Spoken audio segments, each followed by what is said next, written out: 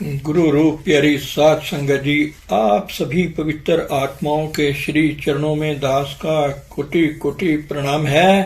परम पूज्य परम संत कृपाल सिंह जी महाराज जी प्रातः काल के प्रवचनों में साध संगत को फरमा रहे हैं। मैं अभी अभी पवित्रता के बारे में कह रहा था, जो कि आत्मिक जीवन का एक सबसे महत्वपूर्ण अंग है। मन जो इंद्रियों द्वारा बाहरी भोगों रसों में लगा हुआ है, उसमें रूहानियत का प्रकाश नहीं हो सकता।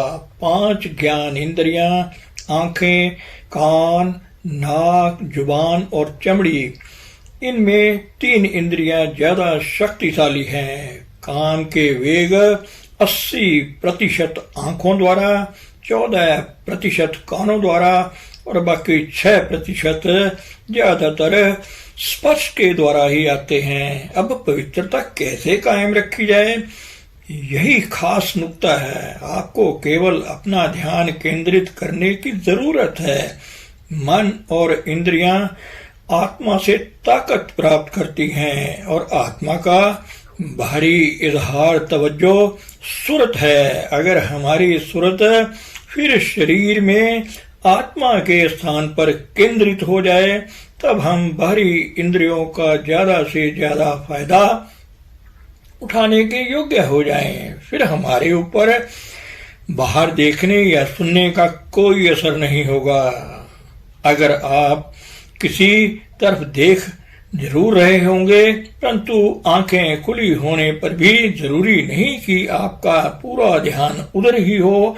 चाहे आपको कोई कितनी ही बुरी बातों की लंबी लंबी कहानी क्यों ना सुना रहा हो, अगर आपका अपनी सूरत पर कंट्रोल है तो कान खुले होने पर भी आपको कुछ सुनाई नहीं देगा।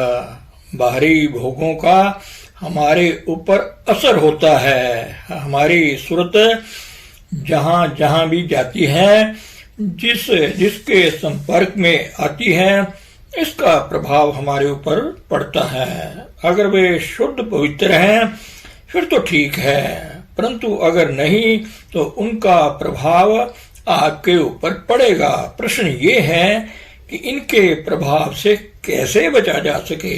अगर बाहर गर्मी पड़ती है तो हम क्या करते हैं? हमें एयर कंडीशन का प्रयोग करना चाहिए। अगर आप अपनी सूरत को बाहर शरीर से हटाकर अंदर केंद्रित कर दो तो क्या होगा? जब देखना चाहो तो अपनी मर्जी से आंखों से काम लो। अगर आप अंतर्मुखी हो जाओ तो बाहरी इंद्रियों का आप पर कोई प्रभाव नहीं पड़ेगा, परंतु क्योंकि हम बाहरी भोगों में फंसे पड़े हैं, कुदरती है कि हमारे ऊपर इनका प्रभाव पड़ेगा। पवित्रता ही वो जगह है जहाँ परमात्मा प्रकट होता है। इसीलिए ईसा जी ने कहा है, वे धन्य हैं जिनके दिल पवित्र हैं, क्योंकि वे परमात्मा के दर्शन करेंगे। बुद्ध, ईसा और दूसरे सभी संतों और गुरुओं ने इसी बात पर जोर दिया है। उन सब ने कहा, आपके हृदय शुद्ध होने चाहिए। जो दिल में होता है वही जबान पर आता है। आप वही कुछ बोलते हो जो पहले ही आपके अंदर है। अगर आपके विचार पवित्र हैं तो आप समझो कि आप भी पवित्र हो। कुदरती है कि आपकी जुबान द्वारा या आत्म रंग को रिश्मे द्वारा जो कुछ भी निकलेगा, उसका प्रभाव ही उसी तरह हो ही पड़ेगा। हमारा अंदर का आपा ही जुबान द्वारा या रिश्ते द्वारा बाहर निकलता है। इसीलिए कहा गया है, out of abundance of heart a man speaks, अर्थात मनुष्य के अंदर के विचार ही शब्दों द्वारा बाहर आते हैं। हर कोई पवित्र रहने, ब्रह्मचर्य धारण करने की बातें करता है। ऐसा करने का हमारे पास एक ही तरीका है, और वह कौन सा है? अंतर्मुखी हो जाओ। मन हमारे से ताकत लेता है, बाहरी इंद्रियां भी हमसे ताकत लेती हैं। संसार का अच्छा बुरा देखने वाले भी हम ही हैं। अगर हम अंतर्मुखी हो जाएं तो इन बाहरी इंद्रियों को जैसे चाहे प्रयोग कर सकते हैं। इस समय हम एकदम ही बाहरी भोगों की तरफ खिंच जाते हैं। अगर आप अंतर्मुखी हो जाओ तो किसी के छू लेने पर भी आप पर कोई प्रभाव नहीं पड़ेगा, आप निर्लेप हो जाएंगे। परंतु अगर आप उन लोगों को छुओगे जो अंतर्मुखी नहीं हुए तो उनका प्रभाव आप पर पड़ेगा। इसीलिए संतों ने इसी बात पर जोर दिया है कि किसी को मत छुओ, किसी की आंखों में ना देखो। ये सावधानियां आपको बचाने के लिए ही हैं। जैसे एक वृक्ष को जब काटा जाता है तो पहले उसकी टहनियां आदि काटी जाती हैं, इसके बाद तने को काटना आसान हो जाता है। ये सावधानियां सूरत के फैलाव को रोकने के लिए ही हैं, परंतु ये सब आपके अंतर्मुखी होने, सूरत को अपने अंदर एकाग्र करने पर निर्भर करता है। आत्मा के बाहरी इजहार को तवज्जो या सूरत कहा जाता है। जब आप अंतर्मुखी हो जाओगे तो आप अपनी मर्जी से बाहरी इंद्रियों का प्रयोग कर सकोगे। इस समय हम ऐसा करने में असमर्थ हैं। इन इंद्रियों द्वारा हम खिंचे चले जा रहे हैं। हमें हर एक को देखना तो पड़ेगा ही, क्योंकि हम संसार में रह रहे हैं। परंतु अगर सावधानी से किसी की आंखों में नहीं देखोगे तो बच जाओगे। परंतु सबसे बड़ा इलाज यही है कि आप अंतर्मुखी हो जाओ। फिर कोई भी आपके संपर्क में क्यों ना आ जाए, आपके ऊपर असर नहीं कर सकेगा। जैसे एक सपेरा सांपों के बीच में रहता हुआ भी सांपों द्वारा काटा नहीं जाता। मेरी बात समझे हो ना?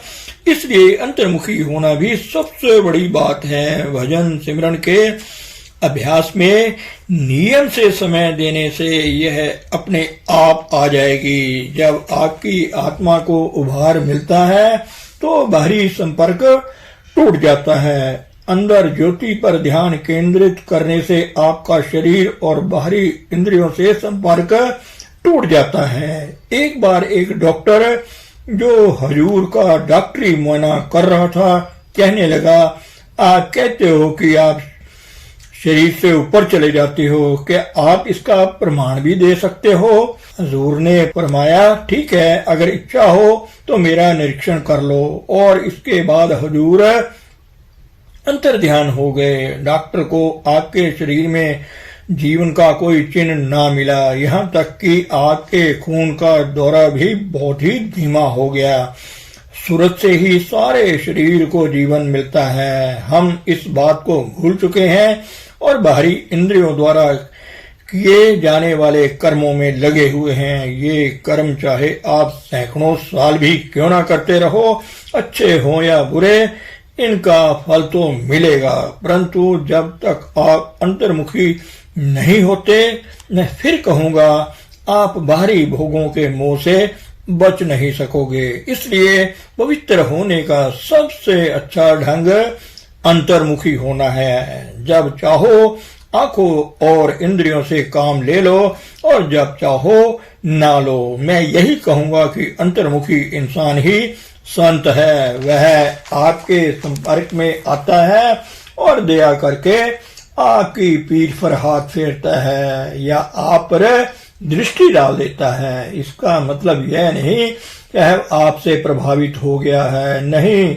समर्थ होने के कारण वह दूसरों को प्रभावित करता है। हमारी यह तरह योग्य हालात इसलिए हो जाती है कि हम दूसरों से प्रभावित हो जाते हैं। दूसरे लोगों के प्रभाव और संतों के प्रभाव में अंतर है। आप कह सकते हो कि वह आपके अंदर बैठा है, कभी कभी मौज से बातें करता है, क्या इसका ये मतलब है कि वह आपकी तरफ आकर्षित हो गया? बिल्कुल नहीं। सतगुरु हमारे अंदर इसलिए बैठते या बातें करते हैं ताकि हमें और दूसरों को ठीक रास्ते पर लाने के लिए प्रभावित कर सके। इसलिए अंतर्वृत्ति वाला इंसान जो दूसरों को अंतर्मुखी होने में सहायता करने के लिए आया है और उस मनुष्य में जो अंतर्मुख नहीं हुआ बहुत अंतर है, समय जरूर लगता है, रोम एक दिन में नहीं बन गया।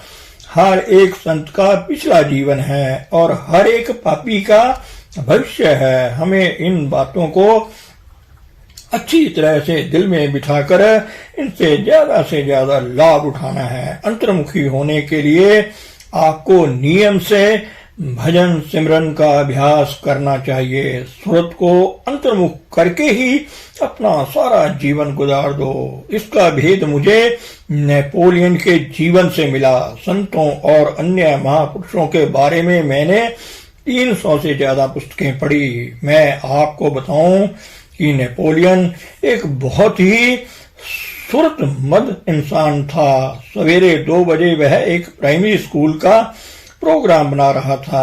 यह वाटरलू की लड़ाई वाली सुबह की घटना है। 8 बजे तक वह बाग में टहल रहा था। उसका एक मंत्री भी वहां था। उसने पूछा, आप क्या कर रहे हो? 9 बजे तो लड़ाई शुरू होने वाली है। लड़ाई 9 बजे ही तो शुरू होगी, अभी तो 8 ही बजे हैं। नेपोलियन ने उत्तर दिया, देखो वह कितना सुरतमंद मनुष्य था। मैंने बहुत सारे संतों के जीवन वृतांत पढ़े हैं। हम हर मनुष्य के जीवन से कुछ न कुछ सीखते हैं। मनुष्य दिमाग में कुछ सोचने से ही महान नहीं बन जाता, बल्कि सोचे हुए को अमल में लाने से महान बनता है। मेरी बात समझे हो? हर कोई पवित्र रहने के लिए कहता है, पर अभी भी हम पवित्र नहीं हैं। इसका कारण ये है कि हमारा वातावरण ही दूषित है। जिन लोगों के साथ हम संपर्क करते हैं वो दूषित हैं। बेहतर यह है कि किसी अंतर्मुखी इंसान की संगत करो। अगर ऐसा साथ नहीं मिलता तो अकेले बैठे रहो। पुस्तकों में इन बातों का जिक्र तो मिलता है, परंतु जिस तरह साफ और बनाकर मैं पेश कर रहा हूं इस तरह नहीं मिलता। अगर आप पवित्र होना चाहते हो तो अंतर्मुखी हो जाओ। सुरत के फैलाव को रोकने के लिए डायरियां आपकी मदद करेंगी। फल वृक्ष से टूटकर ताजा नहीं रह सकता। यह तब तक ताजा रहता है जब तक इसे आदमी का हाथ नहीं लगता। हाँ, एक तरीका है, इसे शहद में डाल दो, वह खराब नहीं होगा। शहद परमात्मा का, सतगुरु का ही प्यार है। इस तरीके से हम सुरक्षित और ताजा रह सकते हैं, नहीं तो नहीं रह सकते। संतों ने इस चीज को दृढ़ करने के लिए बहुत सारे उदाहरण पेश किए हैं। हम केवल उन्हें पढ़ते ही हैं, परंतु हम चलते पुराने ढंग से ही हैं। जो कुछ हमें वो बताते हैं, हमें चाहिए कि हम उसे समझें और फिर अपने जीवन में धारण करें। अगर 2 गिलासों को इकट्ठा ले जाया जाए तो उनमें से एक या दोनों ही टूट सकते हैं। इसी प्रकार स्पर्श से एक मनुष्य की धारा आप तक पहुंचेगी। जब तक आप अंतर्मुखी नहीं होते, दूसरे का प्रभाव ग्रहण करने से नहीं रह सकते। तैरना सीखने के लिए पानी में उतरना ही पड़ेगा। हमें संसार में ही रहना है, परंतु इसके ऊपर रहकर इसमें सफलता प्राप्त करने के लिए हमें अंतर्मुखी होना पड़ेगा। मेरा नुक्ता समझ रहे हो ना? एक अंतर्मुखी इंसान को संगत करने से पहले आपको उसके जीवन की धारा प्राप्त होगी। मौलाना रूम साहब का कथन है, अगर आपको किसी संत का संग प्राप्त हो जाए और आपको उसके पास 1 घंटा भी बैठना नसीब हो जाए, आपको उसकी आत्म धारा प्राप्त हो जाएगी। धर्म ग्रंथों में संतों का भाव आजकल के बनावटी गुरु नहीं, जिनकी आज कल बाढ़ आई हुई है। सैकड़ों सालों की भक्ति से इस ढंग से कहीं ज्यादा रूहानी उन्नति प्राप्त की जा सकती है। एक बार आपके पास बैठने से आपकी सारी ठंड दूर हो जाती है। इसी तरह अगर आप किसी बर्फीली पहाड़ी पर जाओगे तो जरूरी है आपको ठंडक मिलेगी। इसलिए संतों की संगत से बड़ी जबरदस्त बरकत मिलती है। जिस तरह किसी कमरे में फूल रखे हों, सारा कमरा सुगंध से भर जाता है। अगर उनको कपड़ों में रखो तो उनमें खुशबू आ जाती है, उनको पानी में रख दो तो पानी सुगंधित हो जाता है। इसी तरह जहाँ कोई अंतर्वृत्ति वाला इंसान बैठा हो उसके चारों तरफ का वातावरण भी पवित्र हो जाता है। ऐसे वातावरण में हर बात बड़ी स्पष्ट समझ आ जाती है और साथ ही तरक्की भी ज्यादा होती है। उसके मंडल में फैली हुई आत्म धाराएं आपके अंदर भी आ जाएगी। इसलिए आपको संसार छोड़कर जंगलों में जाने की जरूरत नहीं है, आपको पानी में रहकर ही तैरना सीखना पड़ेगा। मेरी बात समझें, ये बहुत जरूरी है। जो कुछ कहा गया है इसको समझो और भजन सिमरन में ज्यादा समय देने का यत्न करो। केवल इसी तरीके से आप अंतर्मुखी हो सकते हो। धन सतगुरु, धन गुरु रूप हरि साध संगत जी।